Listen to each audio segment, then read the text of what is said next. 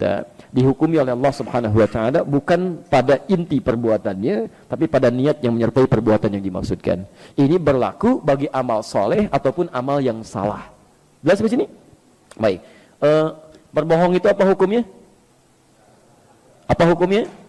Hukum asalnya dosa, haram. Tapi haram ini juga diikat oleh suasana niatnya, hatinya. Karena nanti ada kebohongan-kebohongan yang ditolerir. Yang ditolerir. Misal kebohongan dalam bentuk tadlis. Tadlis itu bukan niat bohong, tapi memalingkan satu perkataan yang tidak sama dengan apa yang di hati untuk menghindari satu keburukan yang dalam. Ya. Misal, Anda ditanya misalnya kan, misalnya ditanya, ya, kita ambil contoh yang sunnah saja langsung. Nabi Ibrahim alaihissalam, beliau ditanya oleh seorang raja, yang raja ini agak aneh ini, agak aneh, suka ngambil istri orang. Suka ngambil istri orang. Ya. Jadi raja ini punya pandangan begini, kenapa saya ngambil istri orang? Raja ini punya prinsip, kalau orang biasa yang belum menikah, perempuan biasa, bedanya dengan perempuan yang telah menikah, perempuan yang menikah itu punya keistimewaan, yang dengan keistimewaan itu orang mau nikah dengan dia. Ya, tapi kalau orang yang belum menikah artinya belum ada keistimewaan pada dirinya, sehingga orang pun belum tertarik pada dia gitu. Jelas ya?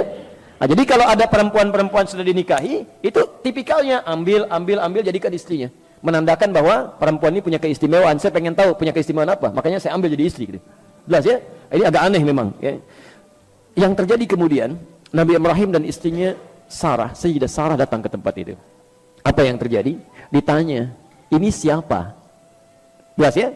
Nabi Ibrahim tahu kebiasaan raja ini. Tapi kemudian beliau, ini bukan dusta, namanya tadlis. Beda antara tadlis dengan dusta. Lain ya. Dibelokkan maknanya. Kata Nabi Ibrahim, hadhi ukhti, ini saudari saya. Baik, padahal itu siapa? Istri beliau. Tapi jawaban beliau, saudari saya. Dalam hatinya di niatnya mengatakan, ukhti fil Islam. Saudari saya dalam Islam. Bukankah semuanya saudara dalam keislaman? Jelas ya? Saudara dalam keislaman. Ya, tahu dari mana? Al-Quran surah ketiga Al-Imran ayat 103 itu. Fa asbahtum bi ni'matihi ikhwana. Ya, dengan nikmat Allah Anda semua jadi bersaudara. Wa'tasimu bihablillahi jami'a. Berpegang teguhlah pada tali Allah. Jadi kalau persaudaraan kita ingin kekal, ikat dengan iman karena Allah Subhanahu wa taala. Anda bersaudara karena materi, berteman karena materi, materinya hilang, putus hubungan pertemanan itu. Anda berteman dengan kedudukan, Masya Allah karangan bunga, Masya Allah datang, selamat ini itu, kartu nama disebarkan, kedudukan Anda dipindahkan pada yang lain, hilang teman Anda itu.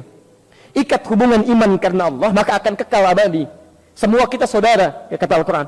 Maka Nabi Ibrahim mengatakan, hadhi ukhti, ini saudari saya. Di lisannya diucapkan untuk menghindari madarat yang lebih besar, tapi di hatinya mengatakan saudari saya dalam Islam. Ini tadlis namanya. Jelas di sini? Bergantung pada niatnya. Tapi ternyata raja ini, udahlah ini pengecualian katanya. Ini pengecualian, memang saking cantiknya Sayyidah Sarah itu, saking cantiknya. Ya, udah, saya berlakukan hukum ini khusus untuk perempuan ini. Saya mau ambil dia sekalipun dia saudari kamu katanya. Begitu diambil, qadarullah tangannya tiba-tiba lumpuh.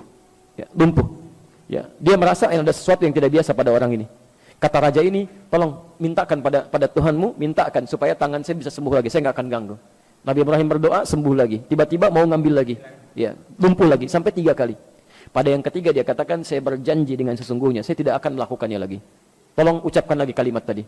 Maka ketika didoakan oleh Nabi Ibrahim, tiba-tiba sembuh lagi tangannya. Raja ini karena mengatakan di hadapan sebagian rakyatnya, ya, maka dia tidak ingin jatuh marwahnya pada saat itu. Dia mencari cara bagaimana caranya supaya kedudukannya tetap langgeng dan tidak merasa dikalahkan oleh orang baru, supaya tidak runtuh keadaan dirinya pada saat itu. Maka dia katakan di hadapan rakyatnya, kumpulkan semuanya. Ya. Dia cari tipu muslihat. Oh, saudara-saudara sekalian, telah datang 2 orang kepada kita, tapi ini kayaknya bukan makhluk biasa, ini jin kayaknya katanya.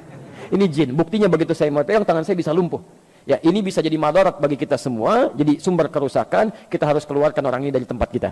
Silahkan kamu pergi, sebagai gantinya saya berikan hadiah. Maka diberikanlah hadiah Sayyidah Hajar itu. Maka dibawalah Hajar sejak saat itu mendampingi perjalanan Nabi Ibrahim dan istrinya Sarah. Jelas sampai sini? Saya tidak akan teruskan kisahnya sampai dengan menikah dengan Sayyidah Hajar. Cukup sampai di sini dulu ya.